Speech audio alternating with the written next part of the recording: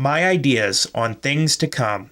Hey everyone, Templar74 here with another episode of Poke Talk, and today's episode of Poke Talk will be a discussion on my thoughts and theories about Pokemon in 2019.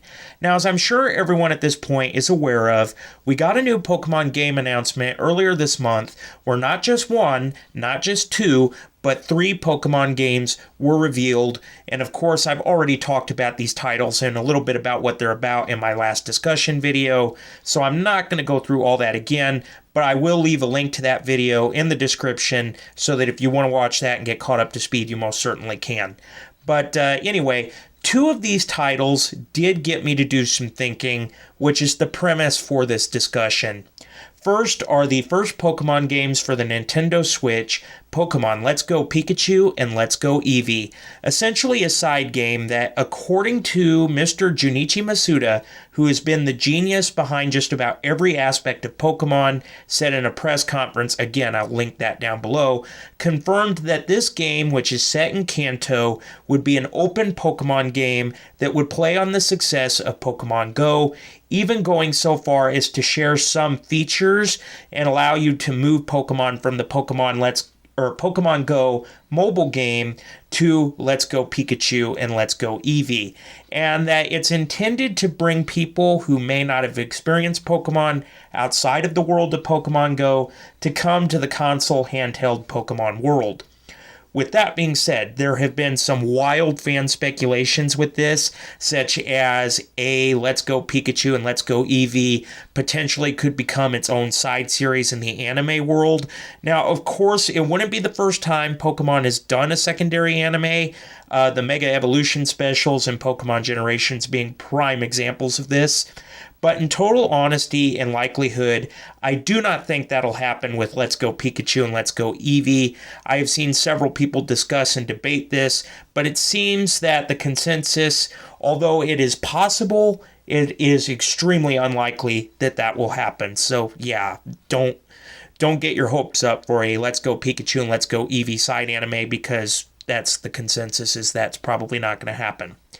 But anyway, the next one is all Pokemon being included, which was something that got debunked almost immediately, as they confirmed it would be just the original 151 Pokemon, along with some Alola variants, which, I mean, taking Masuda-san's press conference into account, Let's Go Pikachu and Let's Go Eevee, they're fulfilling their own purpose. And actually, in my opinion, this is marketing genius, but again, that's my own opinion.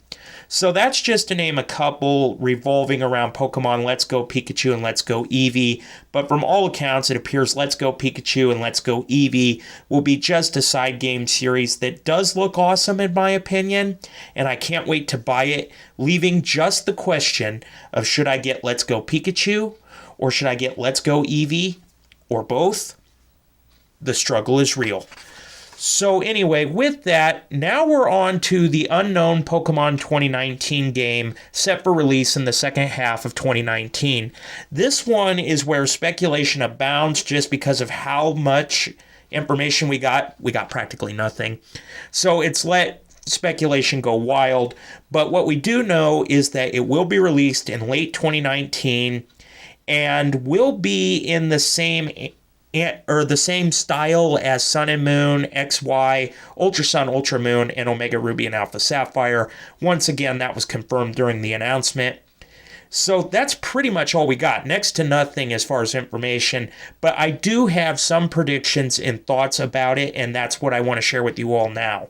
Okay, first, my thoughts on setting. And this is where Let's Go Pikachu and Let's Go Eevee come into play here, and they play along with one another.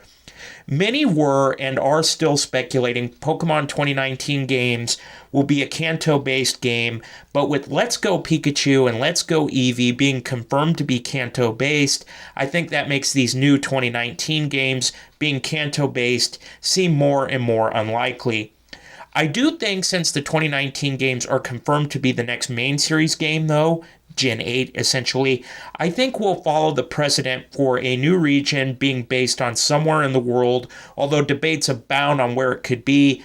I think the US and Japan will most likely not be used this time around, as these two nations already have several games based on them already, and also, Sun and Moon is already based on the US Hawaii. So with that said, I think Gen 8 will most likely be based on a European country, maybe England or Spain, as they hold a lot of Pokemon's European sales alongside France, but since France has already been done with Kalos, if it is European based, I think England or Spain would be the most likely choices in my opinion. And the other possibility, which actually this is the one I'm kind of rooting for in the background, is the possibility that Gen 8 could be based on Canada, which I think would be awesome, as Canada does have a vast difference of terrain and climate, and of course a lot of cultural diversity. Also, it plays in favor for Canada in the fact that Canada is the second largest country on Earth, behind only Russia, making for an expansive game, which with a bigger computing capacity on the Switch over the DS could also play into its favor as well. And my second prediction for it is that since Sun and Moon had sequels rather than a remake, I do think Gen 8 will play home to the long anticipated Gen 4 remakes, as it seems that is their pattern with it. It's very likely that Gen 8 will play host to the Gen 4 remakes. And then my third and final prediction for this new generation will lock specifically on the secondary item, the anime. My predictions for the Pokemon anime are fairly simple. Like the games, I think it's safe to say it'll be done in the same style as Sun and Moon, because as much as I'd love for it to be done in the previous style, Black and White to XY, I don't think they'll go back no matter how cringe some fans may be about it. Second, I also think in all likelihood we may get a scenario where Ash, because I mean let's be realistic here everybody, won't learn of the new region until he arrives back home, as this would allow Pokemon to have some wiggle room to do something in case there is a hiccup with the new Switch game production, not unlike what happened with Black and White when Black and White were first unveiled, and that's why Diamond and Pearl ran for so long, was because Black and White got delayed because of production issues. But whatever happens, if it comes to that, well, your guess is as good as mine as to what they could possibly do in that time period if it comes to it.